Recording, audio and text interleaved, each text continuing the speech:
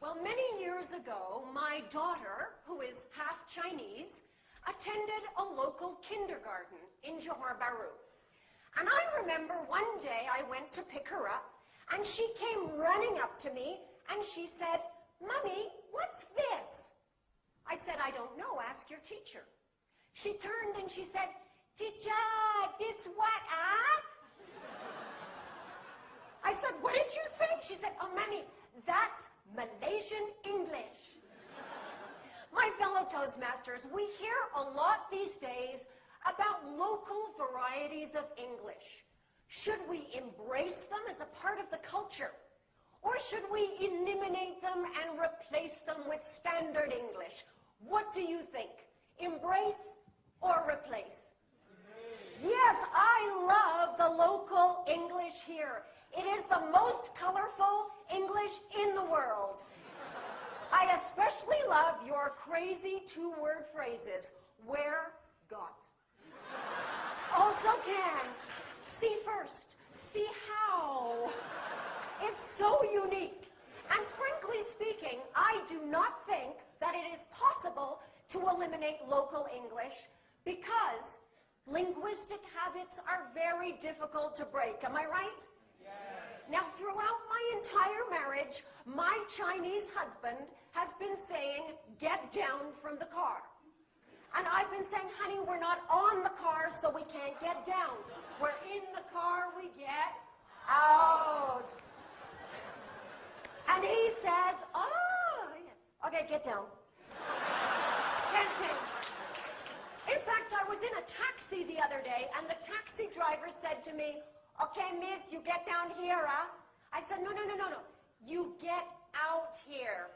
He said, "It's my taxi, you get out."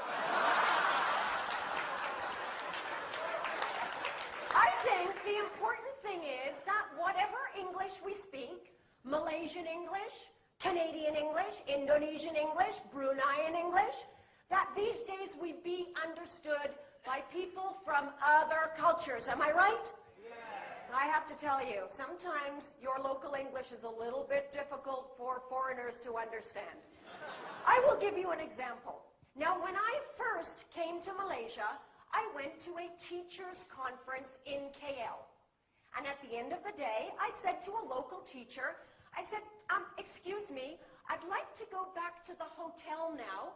Do you know where I might find a taxi?" And she said, never mind. You follow me." I said, "Well, I don't have a car, so I can't follow you. Do you know where I can find a taxi?" She said, never mind, you follow me." I said to my friend, "She wants me to follow her. Should I run behind her car?" You see, it would have been helpful if she had used a more standard phrase like, "I'll give you a ride." I'll give you another example of how local English can be very difficult for foreigners. Now, my British friend Jolene came to Malaysia to work in a restaurant. And on her very first day, the manager asked her to make fruit juice. So he gave her some fruit, and he gave her a blender. And he said, "You put in fruit after you switch on."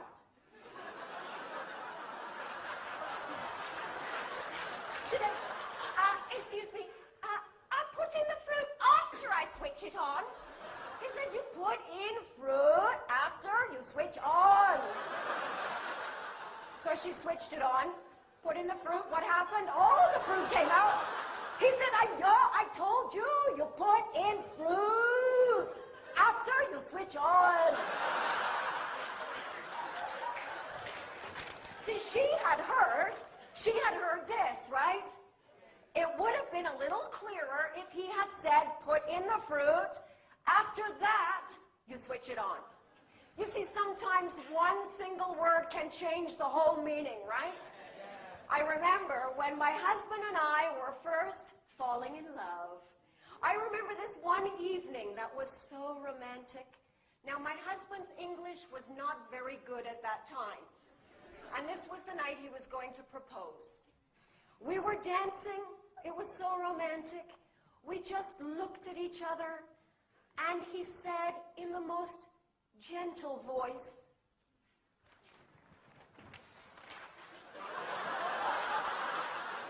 "Oh, your eyes are big. How many eyes do I have?" I felt like an alien. It was not romantic. There was no proposal that night. Now, sometimes one single letter can change the entire meaning of what you're trying to say, right? My 17-year-old student, Chai Shen, had just come back from England, and she said to me, "Teacher, in England, many people very stupid." I said, "What do you mean?" She said, "I fly to London. My skin very dry. My eyes very itchy. I go to information. I say, 'Excuse me, where can I find ice cream?' He sent me to McDonald's. Very stupid." So where does this leave us with local English? Well, this is what I say. Yes, we need standard English because we must be able to communicate with people from other cultures. But what a terrible shame it would be to lose the beautiful, colorful, vibrant local English. So I say both also can, love. Back to you.